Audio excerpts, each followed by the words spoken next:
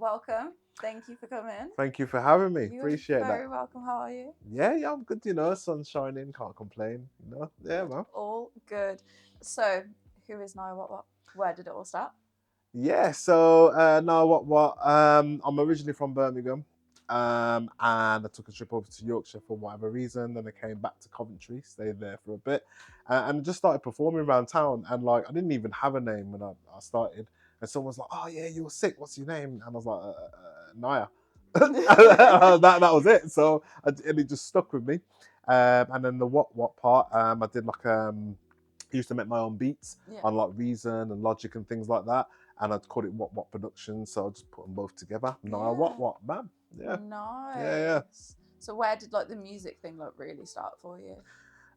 So way back in the day, like say obviously living with my mom and dad and stuff like that. I weren't really allowed to listen to music at all. Yeah. So because my mom and dad were like really religious and stuff, Yeah. so like it was classed as like worldly music. So any time that I heard music, it was just everything to me. Yeah. Do you know what I mean? So like yeah, it all started from there. So when I heard music, I really felt it. Listened to every beat, every word, everything. Yeah. So yeah, that's what it was really, and I just fell in love with it. But at the time, I didn't know you could do music because it was a case of like you seen it on the TV or whatever, but then that's for those people, whoever did that, and you were just normal sort of thing. I didn't really know that you could actually do it until I started doing it. So yeah, that's where it really started, to be fair. So yeah, obviously we're talking about things like like Michael Jackson's, Jay-Z's, your Busta Rhymes, especially Busta Rhymes. Yeah, Eminem's, obviously everyone loves Eminem and things like that. But yeah, just that really. And I think it really came alive for me when the UK started having their own sort of like scenes, so your garage, your grime scenes, that sort of thing. And obviously it was a bit more local. So of course it became more of a reality, like, oh, I live in England too. Like I can do this, you know what I mean? So yeah, that's what it was. Yeah. So that's what it was, yeah. So that's how it started. Nice. You used to be in a rap group? Yes. Talk to me about the rap group. Yeah, my boys, SNN. So I rapped at a bar called the Red Bar in Coventry. And I actually made the beat on my PlayStation. I didn't know anyone. Like I just went in, and there was two guys, Stretch and Nay. They were performing as well. And then after I performed, they were like, "Oh, great! Yeah, we should all make a bit of a crew together." I was like, "Yeah, I love this." And yeah, so we just literally took the initials of our first like names, so Stretch, Nay, and then Nia. And yeah, it just went from there. And we performed up and down the country, or definitely all around the West Midlands, Coventry, the festivals. Yeah, just everywhere really. It was really good times, definitely. Still speak to them like on a regular, at least sort of like once or twice a week sort of thing. They're still my boys or whatever, and yeah, that's who they are really. So yeah. What was it like going off and doing like your solo thing after obviously being with the boys, having that kind of like musical impact, and then going off on your own little journey? Yeah, you know what? It kind of happened like organically. It wasn't like a meeting where we all sort of sat there and says, "Right, we're breaking up." It weren't nothing like that. It was just a case of like it happened shortly after the Godiva Festival, because like we were at a point in Coventry where everyone knew us. We're doing our thing. It was great, and then we got to Godiva Festival because at the time that was the aim. And then we did it, and then we just sort of just broke off. I don't know why. I still have no answers why. There was no fallout or anything like that. It just naturally happened.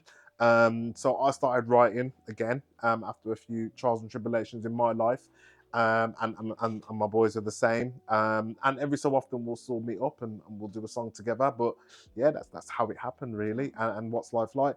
It's good because I think that all three of us are different, so it just allows me to be a bit more creative in terms of like what I want to do as opposed to what the group wants to do.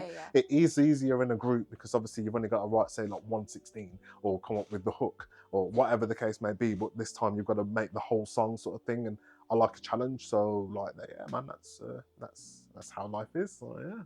Talking about writing new music, your EP, Rap Like No One's Watching. Yeah. Talk to me. What's going on there? So that all really started because like a couple of years back, about 2 years, I made a song with my boy Leroy, big up Leroy, every time, basically called Clink.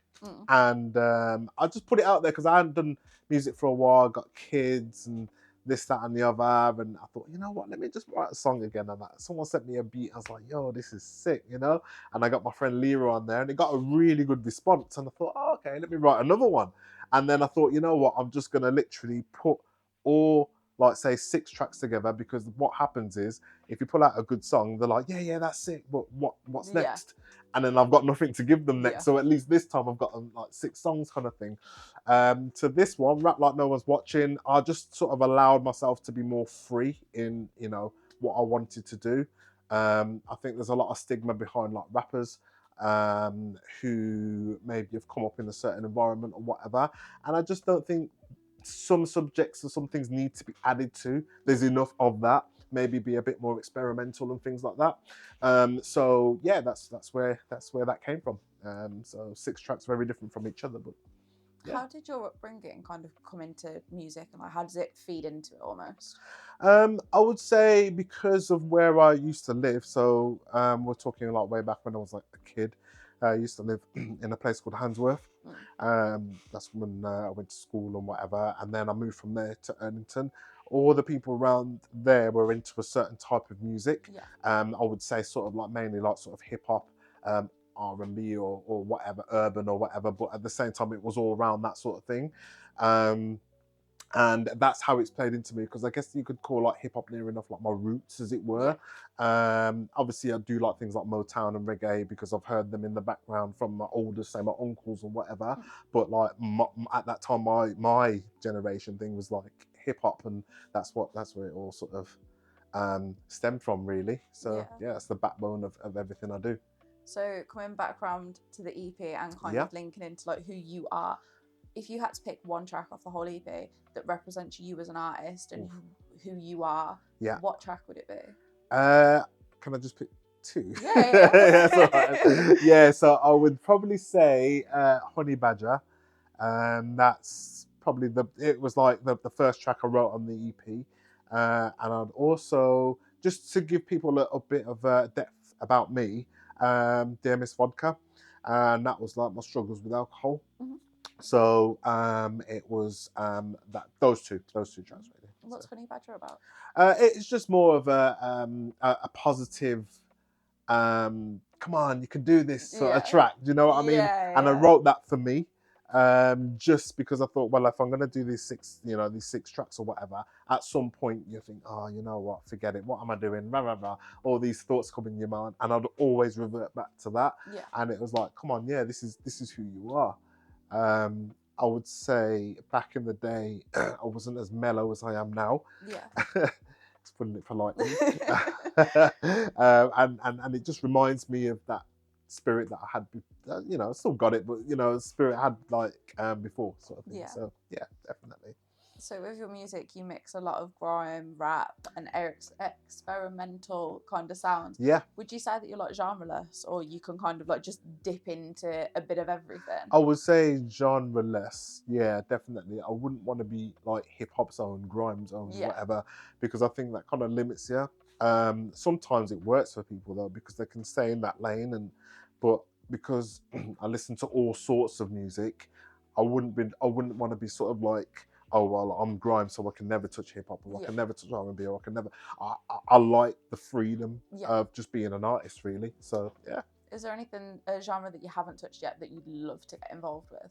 Yeah, I'd love to do a bit of Motown. Love to do something with jazz. And I'd probably say, I don't know what era or song you call it. Like, I don't know, like Arctic Monkeys type.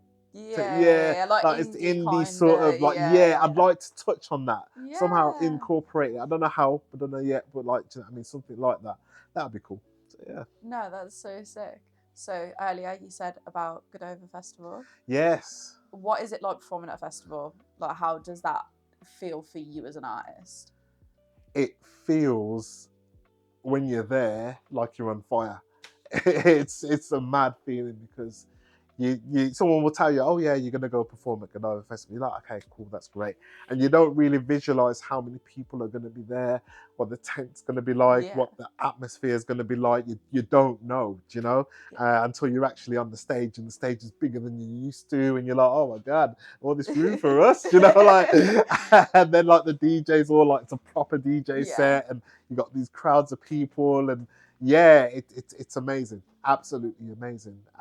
So when I performed there, obviously I met a few famous people there as well. It was just unforgettable, you know. So I'd definitely love to do something like that again. No, have you got any festivals that you like want to go and perform at? I would say like obviously Glastonbury would be like amazing, like you know. I'd say Glastonbury. I think that's the one. Really, everyone's go-to is like that's kind of when you know you've made it in it, when you are like, no matter where you are at Glastonbury, even if you're not like main stage in it, if you are there, you have 100% solidified yourself as an artist. Yeah, definitely. I mean, I'd even perform outside with a line up. I wouldn't care, do you know what I mean? But like seriously, Glastonbury, man, like oh man, just the people, because you see it on TV, so you can only imagine like what atmosphere it would be. And for the crowd to sort of sing your song and doing your thing, and like that would be me made. Yeah, that would be me made. Like 100%. We're gonna make it happen. I don't know what power I've got to make it happen, but I'll make it happen. Cheers. Don't quote me on that. I didn't say that. Did you say that you're a father? I am, yeah, a father of 3. Are you? How does being a dad influence your music, or even just like? Yeah, how does it influence your music? Sometimes it does, sometimes it doesn't, you know. Obviously, so you can imagine, like, as a parent with 3 kids, like, it does take up a lot of your time. And I say that, but it sounds mean, like, oh, it takes up a lot of my time. It's not that, but do you know what I mean? And so, like, with that, it's like, well, my daughter's of an age now where she can go online and listen to the music I make. So in my head, I'm like, well, I don't really want to hear me talk about this. I don't want to hear me swearing. I don't really. So it does have an impact that sense, but at the same time, like, because I don't feel like I'm boxed in, let's just say drill, for example, I wouldn't necessarily have to talk about a certain subject that I don't feel comfortable with talking to my daughter about, or her hearing what I'm doing. So I'm just mindful of it. So it's very freeing in a sense. In that way. So how do your kids feel about you making music? So my daughter says I'm an ick, or whatever that is. My other daughter just agrees with my other one, but my son loves me. He thinks I'm cool, so that's cool. You're a cool dad then, and that's all that anybody can ask for. Exactly. So 1 out of the 3, at least it's not all 3. You know what I'm saying? Yeah, I'll take that. So What's next for you? So just the EP's out now, so more performances, more pushing it out, and things like that. And just getting back on the stage and stuff. It's my love thing, you know. So away from like sort of your everyday life and obviously being a parent and stuff, a bit of me time. My perfect me time will be either the gym or performing on stage. That's just what I like to do, you know. So no, it's so sick. Have you got any ideas when your next lot of tracks are rolling out? So ideally I want to get another EP out for sort of like March, April next year as well. As I've just put that this EP, I just want to have a bit of a break, and then I'm going to go again from, like, say, October times, especially with the 6 weeks holiday at the moment. I mean, so like that's so about April, about March, April times. You'll hear from me again. Cool. I can't wait for it. I'm so excited. Yeah, man. Thank you so much for coming on. Thank you very much. An absolute pleasure. You were incredible. No, thank you for having me. You're very welcome. Appreciate that. Where can everybody find you? Just type in Nia Wot Wot, so NiaWotWot. So that's Nia Wot Wot on the Instas, your Twitters, TikTok. I'm more on TikTok now. Like, I'm getting used to that, like, so you know. And that's where you'll find me. Oh, and YouTube as well. Thank you so much. All right, cheers. Thank you.